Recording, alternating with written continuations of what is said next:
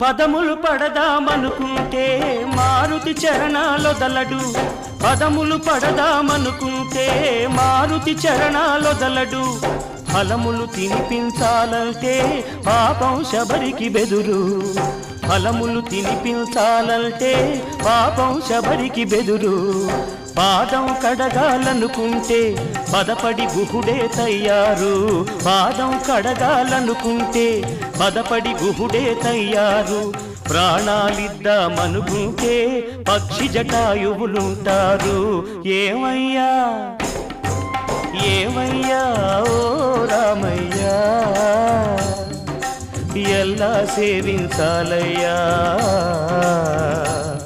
నిన్ను ఏమని కీర్తించాలయ్యా. ఏమయ్యా ఓ రామయ్యా.